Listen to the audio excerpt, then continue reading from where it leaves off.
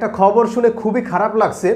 সেটা হচ্ছে কত সুন্দর একজন সাংবাদিক ছিল শ্যামল দত্ত। মিডল ক্লাসের যে উন্নয়ন ঘটেছে, শেখ হাসিনার অর্থনীতি যে প্রবৃদ্ধি হয়েছে, শেখ হাসিনা যে এত মানুষকে উপরে তুলে এনেছে, যে তেল দিতে দিতে মানে তেল তার জীবনে শেষ হতো না। মানুষ তেল ক্রয় করে রান্না করার জন্য বা বিভিন্ন কাজের জন্য, কিন্তু তাদের তেল শেষ হয়ে যায়। কিন্তু এই শ্যামল দত্ত এমনভাবে তেল দিত শেখ হাসিনাকে যে তার তেলের ডিব্বা জীবনে কখনো শেষই হতো না। হ্যাঁ, এমনভাবে তারা শেখ হাসিনাকে হিমালয়ের মতো একদম পর্বতে উঠিয়ে ফেলে। তো শ্যামল দত্তকে গ্রেপ্তার করাটা মোটেও উচিত হয়। তো সে দৃষ্টিতে তাকে আসলে ক্ষমা করা উচিত, যদিও বেচারা হয়তো বা ভারত পালিয়ে যাওয়া ধরছিল।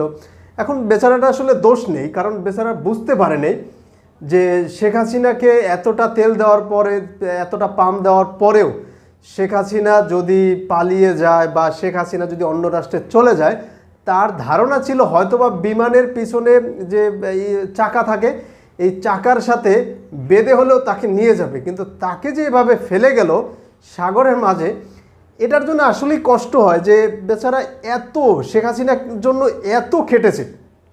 আপনি যদি সংবাদ সম্মেলনে দেখেন যে শেখ হাসিনার পক্ষ নিয়ে আসলে প্রশ্ন করবে কি, মানে শেখ হাসিনাকে পাম দিতে দিতে মানে তার যদি প্রশ্ন করা হয় 2 মিনিটের, শেখ হাসিনাকে পাম দেয় 14 ঘন্টার।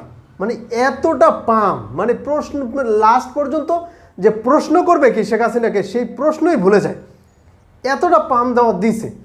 সেই লোকটাকে এভাবে ফেলে এই যে মোজাম্মেল বাবু, তা এই লোকগুলো এতটা অন্ধ ছিল শেখ হাসিনার, এতটা ভক্ত শেখ হাসিনার পক্ষে, এতটাভাবে কথা বলছে, মানে তারা এমনভাবে কথা বলেছিল মনে হয়েছে যে এই বাংলার মানুষ যে 90% মানুষ হচ্ছে রোহিঙ্গা, আমরা তাদের সামনে রোহিঙ্গা, যে তারাই আমাদের কর্ণধার, তারাই আমাদের পথ দেখাবে, তারাই আমাদের দিক নির্দেশনা দেখাবে।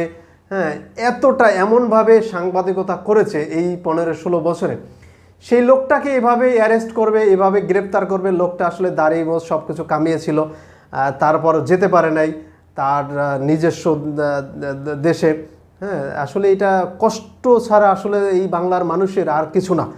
যে একটা কারণেই কষ্ট, সেটা হচ্ছে শেখ হাসিনাকে এতটা ভালোবাসা, এতটা তেল মারা, এতটা পাম দেওয়া, হিমালয়ের পর্বতে উঠিয়ে ফেলা, তারপরও তাকে ফেলে এভাবে যে চলে যাবে, এভাবে দুঃখের সাগরে তাকে ফেলে চলে যাবে, কখনোই আমরা আসলে এটা ভাবি নাই। আর এই ভাবি নাই বিধে যখন এটা দেখতে পাচ্ছি, তখনই আমাদের কষ্টটা আরও তীব্র আকার ধারণ করে।